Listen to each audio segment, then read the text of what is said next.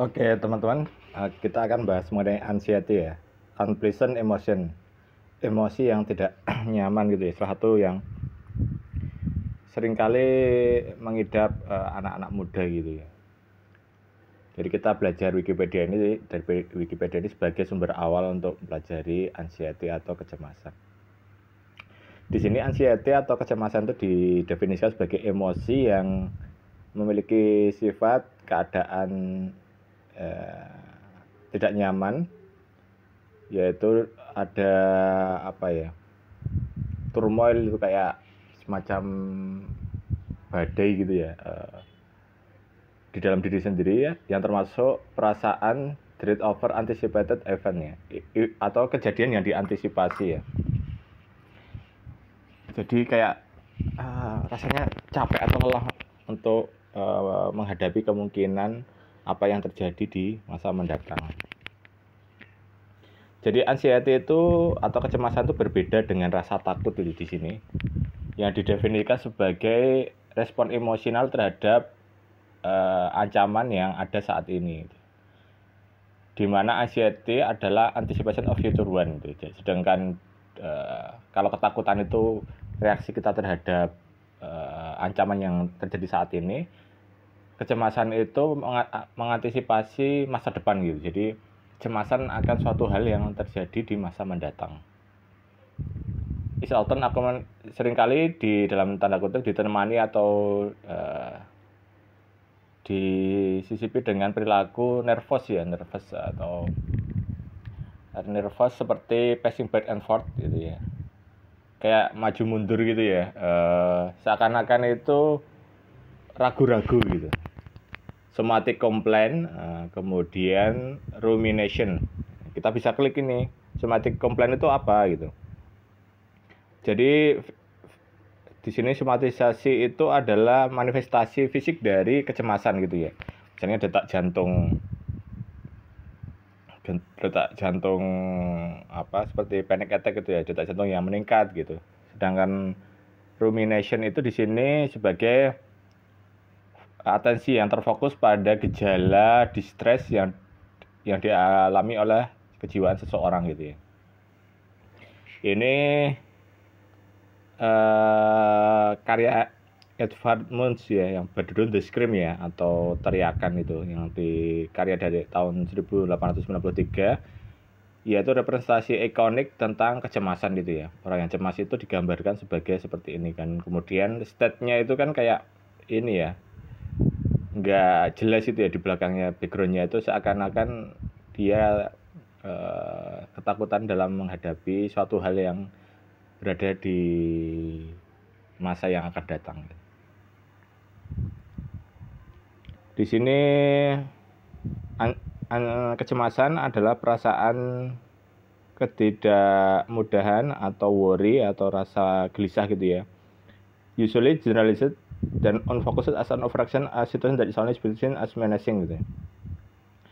Yaitu secara umum itu digeneralisasi dan tidak fokus dari atau overreaksi gitu dari situasi yang secara subjektif itu dianggap sebagai menacing itu apa ya, mungkin di luar kontrolnya begitu ya, atau membuat gelisah gitu. It is often accompanied by muscular tension itu ya.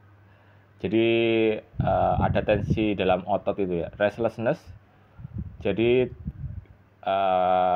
kurang istirahat itu, restless itu ya, seakan-akan terjaga terus menerus karena dia cemas, dia tidak bisa dalam kondisi untuk beristirahat gitu. Fatigue, rasa capek yang dalam, jadi ketika kita mengalami kecemasan itu hidup itu rasanya capek ya, mungkin ada hubungannya juga dengan existential tiredness ya, kelelahan eksistensial itu.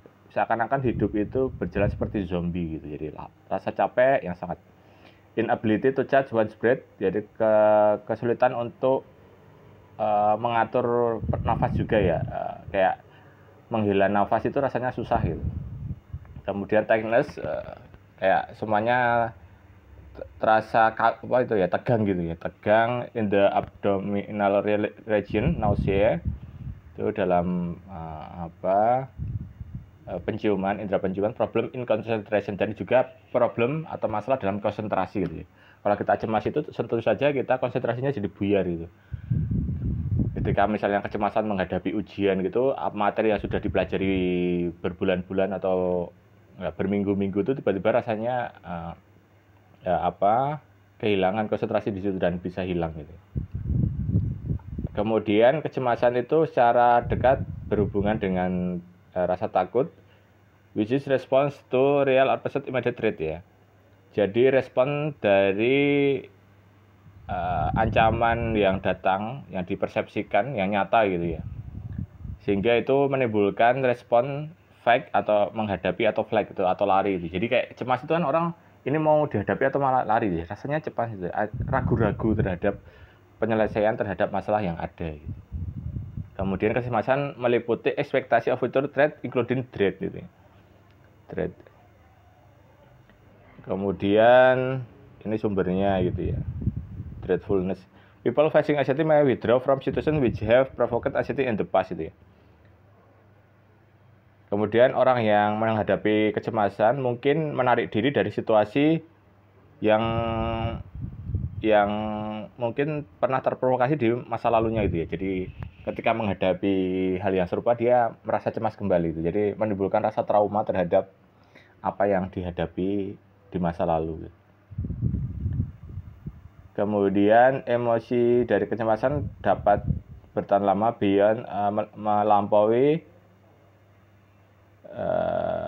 periode waktu yang pas secara perkembangan itu ya, dengan respon pada event yang spesifik. Itu one of multiple anxiety disorder yang dapat mengakibatkan pada gangguan kecemasan multiple ya, atau ganda gitu ya, atau yang disebut dengan generalized anxiety disorder atau gangguan anxiety yang digeneralisasikan, atau juga panic disorder, gangguan panik.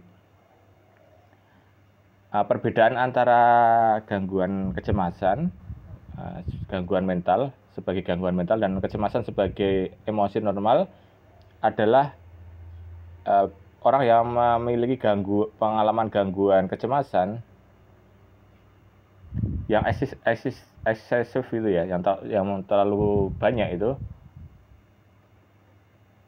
atau secara persisten itu mendekati 6 bulan gitu ya, atau even during short term period in children. Jadi anxiety disorder are among the most persistent mental problem often last decade. Jadi bahkan gangguan kecemasan itu merupakan suatu hal yang gangguan mental yang secara umum paling persisten gitu ya, paling sering muncul gitu dalam, bahkan bisa bertahan hingga berdekade itu, karena kecemasan itu sangat mempengaruhi kehidupan seseorang gitu, kehidupan mental seseorang.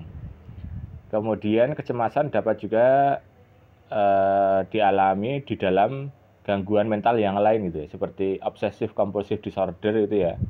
Kemudian post traumatic stress disorder atau gangguan stres pasca trauma gitu. Jadi kecemasan itu bukan hal yang tunggal gitu ya, tapi bisa berkelindan dengan gangguan mental atau gangguan jiwa yang lain gitu. Jadi ketika teman-teman merasa cemas itu sudah mulai persisten, mungkin perlu untuk menghubungi profesional itu ya, atau mencari support system dari teman-teman terdekat ataupun keluarga gitu. Kemudian kecemasan versus rasa takut itu ya. Ini tadi ya secara singkat sudah dibahas.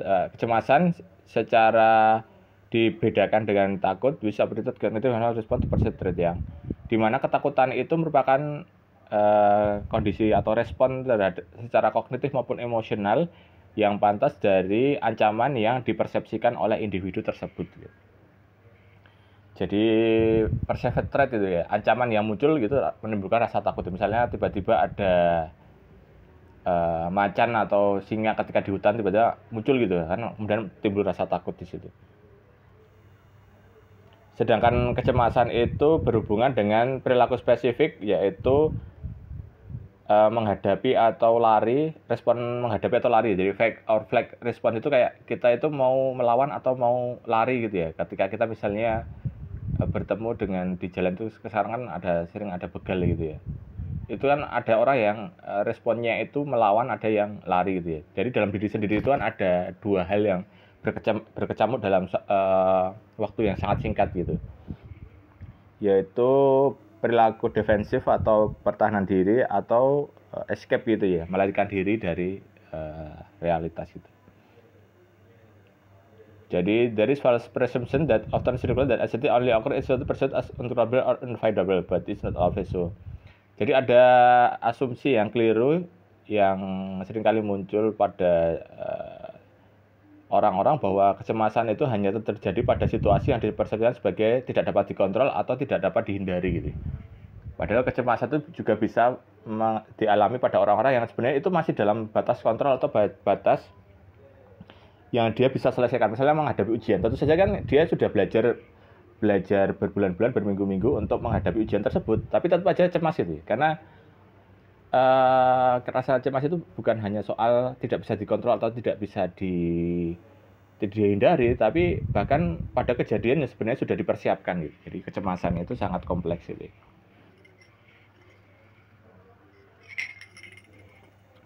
Jadi teman-teman jangan sampai menyepelekan mengenai masalah kecemasan ini ya. Jadi ketika ada rasa kecemasan yang mulai sudah persisten atau mulai panjang ceritanya, berhari-hari, berminggu-minggu bahkan atau berbulan-bulan, teman-teman disarankan untuk menghubungi profesional atau setidaknya punya support system dari keluarga maupun teman dekat yang dapat dihubungi sewaktu-waktu gitu. Jangan sampai nanti kecemasan itu beralih menjadi depresi dan pada akhirnya menuju ke keinginan untuk bunuh diri dan lain sebagainya.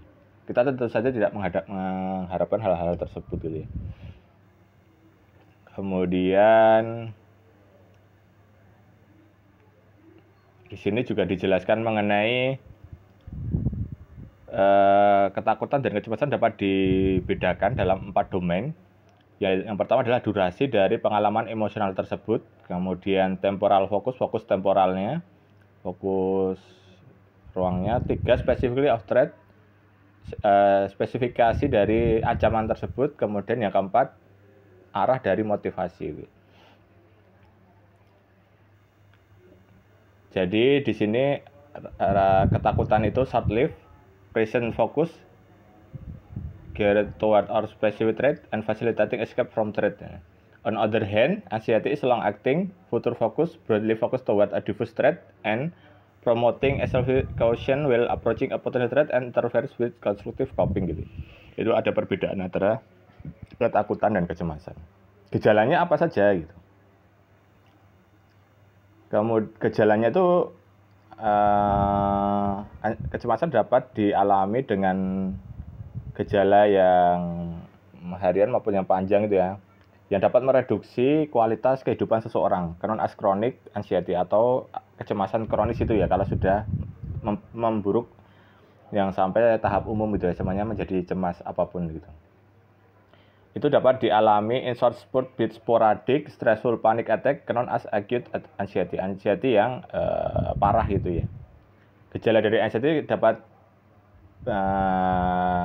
ini ya, jangkauannya baik dari angka, intensitas, frekuensi, tergantung pada orang tersebut gitu ya. Jadi misalnya orang itu kan memiliki pola asuh yang berbeda sejak kecil gitu, kemudian bagaimana pengalamannya ketika menghadapi masalah dan lain sebagainya, habit atau kebiasaannya, sehingga antara tiap orang itu berbeda-beda bagaimana tingkat kecemasan dan bahkan pada masalah yang sama gitu sebenarnya. Jadi itu ada pola asuh yang berbeda, kemudian cara coping, mekanisme pertahanan dirinya, mekanisme penyelesaian masalah yang ada di dalam dirinya dan lain sebagainya, kepribadian dan lain-lain. Jadi itu kemudian, however, most people, kebanyakan orang tidak menderita dari kecemasan yang kronis ya. Jadi kronis itu yang sudah hanya segelintir atau minoritas dari populasi manusia itu yang sampai ke tahap kronis gitu. Kemudian kecemasan kan induce several physical pains ya. Jadi ada kecemasan itu dapat memicu rasa sakit psikologis. Beberapa di antaranya adalah depresi, gangguan mental yang dapat mengakibatkan pada keinginan untuk menyakiti diri sendiri, bahkan bunuh diri tadi ya saya sebutkan. Jadi jangan sampai menjadi depresi dan bunuh diri gitu ya. Kalau ada kecemasan yang sudah mulai persisten dan jadi kebiasaan dan panjang gitu, itu disarankan untuk menghubungi orang-orang yang dipercaya, bahkan ke profesional kalau memang benar-benar sudah menuju ke arah sana gitu. Kemudian efek perilaku dari kecemasan mungkin meliputi withdrawal atau menarik diri dari situasi yang memprovokasi kecemasan tersebut, atau perasaan negatif di masa lalu gitu ya, trauma di masa lalu dan lain sebagainya. Other effect may include change in sleeping pattern. Jadi ada pola tidur yang berubah, kemudian perubahan dalam kebiasaan, increase or decrease in food intake ya. Jadi mood untuk makan itu bisa berkurang, bisa tambah gitu ya. Kemudian increase motor tension setelah foot tapping gitu ya. Jadi misalnya orang-orang yang tapping kakinya ke tanah gitu, duduk-duduk gitu. Efek emosional dari kecemasan may include feeling or apprehension or dread, troubling concentration. Konsentrasinya menjadi bermasalah.